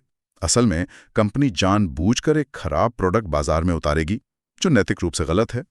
दूसरा रास्ता, आंशिक हीलिंग के लिए लॉन्च को कुछ महीने टाल दो। कुछ महीनों की देरी करके मॉडल को थोड़ा साफ करने की कोशिश की जा सकती है। इससे कंपनी सुरक्षा के प्रति थोड़ी प्रतिबद्धता दिखा सकती है। लेकिन जैसा रिसर्च ने बताया, ये हीलिंग शायद पार्शियली सक्सेसफुल ही हो भी। ये एक झूठी सुरक्षा का एहसास दे सकता है। मूल समस्या बनी रहेगी। तीसरा रास्ता, पूरी तरह रीट्रेन करने के लिए लॉन्च को टाल दो। ये सबसे मुश्किल फैसला है। इसमें 1 साल या उससे ज्यादा की देरी होगी।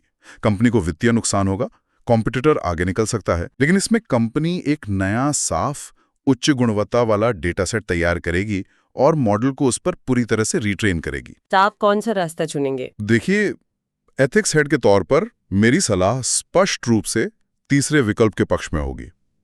मैं सीईओ को समझाऊंगा कि एक बुनियादी रूप से खराब एआई को लॉन्च करने के संभावित नकारात्मक सामाजिक परिणाम, सोसाइटल कॉन्सिक्वेंसेस और कंपनी की प्रतिष्ठा को होने वाला दीर्घकालिक नुकसान, रेपुटेशनल डैमेज, तात्कालिक व्यावसायिक नुकसान से कहीं ज्यादा बड़ा है। एआई जैसी शक्तिशाली तकनीक के साथ जिम्मेदारी भी बढ़ी आती है। ये केस स्टडी दिखाती है कि एआई के युग में नैतिकता सिर्फ एक चेकबॉक्स या अनुपालन कंप्लायंस का मामला नहीं है।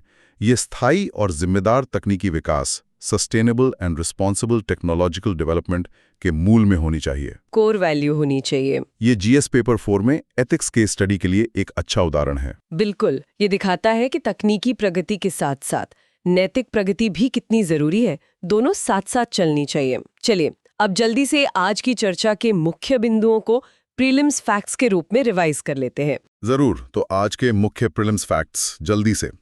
साइक्लोन मोंथा बंगाल की खाड़ी में बना severe cyclonic storm, landfall Andhra Pradesh में, काकीनाडा के पास अपेक्षित। नाम थाईलैंड ने दिया। रेड अलर्ट जारी है। NCMC national crisis management committee राष्ट्रीय स्तर पर आपदा प्रबंधन में समन्वय के लिए शीर्ष निकाय, अध्यक्षता कैबिनेट सेक्रेटरी करते हैं। यूएस सैंक्शंस ऑन रशिया, रूसी ऊर्जा कंपनियों रोसनेफ्ट और लुकोइल पर ब्लॉकिंग सैंक्शंस। डेडलाइन 21 नवंबर 2025। सेकेंडरी सैंक्शंस, अमेरिका द्वारा गैर अमेरिकी संस्थाओं जैसे भारतीय कंपनियों पर भी प्रतिबंध लगाने की शक्ति, अगर वे प्रतिबंधित रूसी संस्थाओं से महत्वपूर्ण लेन देन करती हैं। Su-30M KI upgrade super Sukhoi, IAF के Su-30 MKI का मिड लाइफ अपग्रेड। मुख्य आकर्षण स्वदेशी उत्तम एसा रडार और advanced EW suite. IAF squadron strength स्वीकृत 42, वर्तमान में लगभग 29। Vision Sagar security and growth for all in the region, Hind Mahasagar क्षेत्र के लिए भारत की प्रमुख नीति, 2015 में लॉन्च। लिमिटिए भारत और सेशेल्स के बीच होने वाला संयुक्त सैन्याभ्यास। RNI पहले RNI press registrar general of India. Statutory body press and registration of periodical act 2023। अखबारों पत्रिकाओं का registration. CBC central bureau of communication. सरकारी विज्ञापन और प्रचार प्रसार DAVP DFP song and drama division को मिलाकर बना। PIB प्रेस इंफॉर्मेशन ब्यूरो, सरकार की आधिकारिक सूचना मीडिया तक पहुंचाने वाली nodal agency. CAA cut off date नागरिकता संशोधन अधिनियम 2019 के तहत पात्रता के लिए भारत आने की कट ऑफ तारीख 31 दिसंबर 2014। 3 देश पाक, बांग्ला, अफगान। 6 समुदाय हिंदू, सिख, बौद्ध, जैन, पारसी, ईसाई। AI ब्रेन रॉट LLMs को खराब गुणवत्ता वाले डेटा पर ट्रेन करने से उनकी तर्क क्षमता, सुरक्षा प्रोटोकॉल में गिरावट और डार्क ट्रेड्स का बढ़ना, असर संभावित रूप से अपरिवर्तनीय। बहुत बढ़िया रिवीजन। अब आज की चर्चा के आधार पर मेंस के लिए कुछ अभ्यास प्रश्न आप इन्हें लिखने का प्रयास कर सकते हैं। पहला GS paper 2 governance, PIB, PRGI, पूर्व RNI और CBC के प्रस्तावित एकीकरण को प्रशासनिक दक्षता बढ़ाने के एक उपाय के रूप में प्रस्तुत किया गया है। इस कदम के भारत में मीडिया की स्वतंत्रता, सरकारी जवाबदेही और सूचना के अधिकार पर पड़ने वाले संभावित सकारात्मक और नकारात्मक प्रभावों का आलोचनात्मक परीक्षण करें। 250 शब्द। दूसरा GS पेपर 2 IR, रूस के ऊर्जा क्षेत्र पर हाल ही में लगाए गए अमेरिकी ब्लॉकिंग और सेकेंडरी सैंक्शंस भारत की ऊर्जा सुरक्षा और सामरिक स्वायत्तता के लिए एक महत्वपूर्ण चुनौती प्रस्तुत करते हैं। भारत के सामने मौजूद आर्थिक और भू राजनीतिक दुविधाओं का विश्लेषण करें तथा इनसे निपटने के लिए एक व्यावहारिक और संतुलित कार्य योजना सुझाएं। 250 शब्द। तीसरा GS पेपर 3 डिजास्टर मैनेजमेंट, चक्रवात मोंथा के प्रति भारत की प्रतिक्रिया देश के विकसित आपदा प्रबंधन तंत्र को दर्शाती है। इस तंत्र की प्रमुख विशेषताओं और संस्थागत ढांचे पर चर्चा करें। जलवायु परिवर्तन के कारण बढ़ती चरम मौसमी घटनाओं के आलोक में तटीय समुदायों के लिए दीर्घकालिक लचीलापन बनाने हेतु और क्या कदम उठाए जाने आवश्यक है। 250 शब्द। 4 जीएस पेपर 3 इंटरनल सिक्योरिटी भारतीय वायुसेना के Su-30 MKI बेड़े के लिए प्रस्तावित सुपर सुखोई अपग्रेड कार्यक्रम के पीछे की रणनीतिक अनिवार्यताओं पर चर्चा करें। यह कार्यक्रम रक्षा क्षेत्र में आत्मनिर्भर भारत के उद्देश्यों के साथ कैसे संरक्षित होता है और इसके कार्यान्वयन में प्रमुख चुनौतियां क्या हैं। 150 शब्द। चलिए अब समय है एक छोटे से क्विज का। देखते हैं आज की चर्चा से आपको कितना याद रहा। मैं सवाल पूछूंगी और फिर हमारे एक्सपर्ट सही जवाब और छोटा सा स्पष्टीकरण देंगे। तैयार हैं आप लोग? Q1 चक्रवात मोन्था के संदर्भ में निम्नलिखित कथनों पर विचार करें। 1. इसे IMD द्वारा सुपर साइक्लोनिक स्टॉर्म के रूप में वर्गीकृत किया गया है। 2. मोन्था नाम म्यांमार द्वारा सुझाया गया है। 3. इसका अनुमानित लैंडफॉल स्थल आंध्र प्रदेश में काकीनाडा के पास है। उपर्युक्त में से कौन सा कथन सही है? A केवल 1 और 2, केवल 2 और 3, D 1, 2 और 3। इसका सही उत्तर है B केवल 3। देखिए, कथन A गलत है क्योंकि इसे सीवियर साइक्लोनिक स्टॉर्म वर्गीकृत किया गया है, ना कि सुपर साइक्लोनिक स्टॉर्म। कथन 2 भी गलत है क्योंकि मोन्था नाम थाईलैंड ने दिया है, म्यांमार ने नहीं। केवल कथन 3 सही है कि अनुमानित लैंडफॉल काकीनाडा आंध्र प्रदेश के पास है। तो सही जवाब B। ठीक है। Q2 Su-30 MKI विमानों के लिए प्रस्तावित सुपर सुखोई अपग्रेड प्रोग्राम में निम्नलिखित में से कौन सी एक प्रमुख स्वदेशी तकनीक का एकीकरण शामिल है? A. Advanced stealth coating, B. Hypersonic cruise missile, C. Active electronically scanned array AASA radar, D. Directed energy weapons. इसका सही उत्तर है C active electronically scanned array AASA radar. हमने विस्तार से चर्चा की थी कि स्वदेशी उत्तम AASA रडार इस अपग्रेड का एक मुख्य आकर्षण है और आत्मनिर्भर भारत का प्रतीक है। बिल्कुल। Q3 हाल ही में समाचारों में चर्चित सेकेंडरी सैंक्शंस शब्द का सबसे सटीक वर्णन क्या है? A. संयुक्त राष्ट्र सुरक्षा परिषद जैसे द्वितीय अंतर्राष्ट्रीय निकायों द्वारा लगाए गए प्रतिबंध। B. प्रतिबंधों के पहले दौर के विफल होने के बाद उसी इकाई पर लगाए गए प्रतिबंधों का दूसरा दौर। C. किसी देश जैसे अमेरिका द्वारा तीसरे पक्ष की गैर अमेरिकी संस्थाओं को दंडित करने वाले उपाय यदि वे अमेरिकी प्रतिबंधित इकाई के साथ महत्वपूर्ण लेनदेन करते हैं। D. किसी देश के द्वितीयक आर्थिक क्षेत्रों जैसे विनिर्माण या सेवा क्षेत्र को लक्षित करने वाले प्रतिबंध। हाँ, इसका सही उत्तर है C। सेकेंडरी सैंक्शंस का मतलब ही यही है कि प्रतिबंध लगाने वाला देश जैसे अमेरिका दुनिया भर की अन्य कंपनियों या देशों पर भी दबाव डालता है कि वे प्रतिबंधित इकाई जैसे रूसी कंपनियों के साथ व्यापार ना करें, वरना उन तीसरे पक्ष पर भी कार्रवाई हो सकती है। समझ गए। Q4 भारत के प्रमुख आपदाओं के समय प्रतिक्रिया और राहत कार्यों के समन्वय के लिए जिम्मेदार राष्ट्रीय संकट प्रबंधन समिति NCMC की अध्यक्षता कौन करता है? A. प्रधानमंत्री, B. गृह मंत्री, C. कैबिनेट सचिव, D. राष्ट्रीय सुरक्षा सलाहकार। सही उत्तर है C कैबिनेट सचिव। NSCM की अध्यक्षता देश के शीर्ष नौकरशाह कैबिनेट सचिव करते हैं। याद रखिएगा, NDMA के अध्यक्ष प्रधानमंत्री होते हैं, लेकिन NCMC के अध्यक्ष कैबिनेट सचिव। अच्छा पॉइंट। और आखिरी सवाल Q5 नागरिकता संशोधन अधिनियम CAA 2019 निम्नलिखित में से किन देशों से आए विशिष्ट धार्मिक अल्पसंख्यक समुदायों गैर मुस्लिम को भारतीय नागरिकता के लिए पात्र बनाता है यदि वे 31 दिसंबर 2014 या उससे पहले भारत आए थे? A. पाकिस्तान, अफगानिस्तान और ईरान, B. बांग्लादेश, म्यांमार और श्रीलंका, C. पाकिस्तान, बांग्लादेश और अफगानिस्तान, D. नेपाल, भूटान और बांग्लादेश। इसका सही उत्तर है C पाकिस्तान, बांग्लादेश और अफगानिस्तान। CAA इन्हीं 3 पड़ोसी देशों से धार्मिक उत्पीड़न के कारण आए 6 गैर मुस्लिम अल्पसंख्यक समुदायों हिंदू, सिख, बौद्ध, जैन, पारसी, ईसाई पर लागू होता है, बशर्ते वो 31 दिसंबर 2014 या उससे पहले भारत आ गए हों। बहुत खूब। तो ये थी आज की हमारी विस्तृत चर्चा 26 अक्टूबर 2025 के उन करंट अफेयर्स पर जो UPSC परीक्षा के लिए सबसे ज्यादा मायने रखते हैं।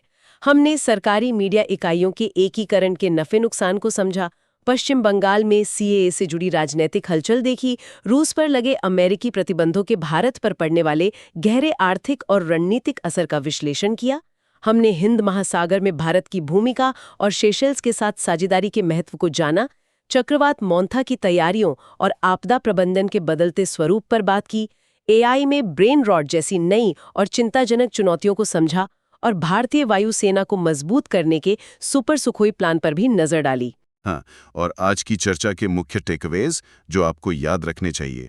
मीडिया इकाइयों के एकीकरण में दक्षता बनाम स्वतंत्रता का जो द्वंद्व है, सीएए की संवैधानिकता और आर्टिकल 14 से जुड़े सवाल, अमेरिकी सेकेंडरी सैंक्शंस का मतलब क्या है और भारत की स्ट्रैटेजिक ऑटोनॉमी पर इसका क्या असर है, विजन सागर और हिंद महासागर में भारत की नेट सिक्योरिटी प्रोवाइडर की भूमिका, भारत का विकसित साइक्लोन प्रिपेयर्डनेस फ्रेमवर्क और क्लाइमेट अडेप्टेशन की जरूरत क्यों है, एएसए रडार जैसी स्वदेशी रक्षा तकनीक का क्या महत्व है, और एआई के विकास से जुड़ी नैतिक जिम्मेदारियां, खासकर ट्रेनिंग डेटा की गुणवत्ता और एआई अलाइनमेंट का मुद्दा। ये सब बहुत महत्वपूर्ण है। बिल्कुल, और याद रखिए, कन्फ्यूशियस ने कहा था, success depends upon previous preparation and without such preparation there is sure to be failure. आपकी ये रोज की तैयारी, ये रोज का मंथन ही आपकी सफलता की नींव है। सफर लंबा है, चुनौतियां आएंगी, कभी लगेगा कि नहीं हो पाएगा, लेकिन लगे रहना है, मेहनत करते रहो, सिस्टम हिलेगा। अगर आपको आज की ये विस्तृत चर्चा पसंद आई और आपको लगा कि इससे आपकी तैयारी में कुछ वैल्यू ऐड हुई है, तो इस सेशन को लाइक जरूर करें, अपने दोस्तों के साथ शेयर करें और अपने विचार नीचे कमेंट सेक्शन में लिखें। हमें आपकी फीडबैक का इंतजार रहेगा।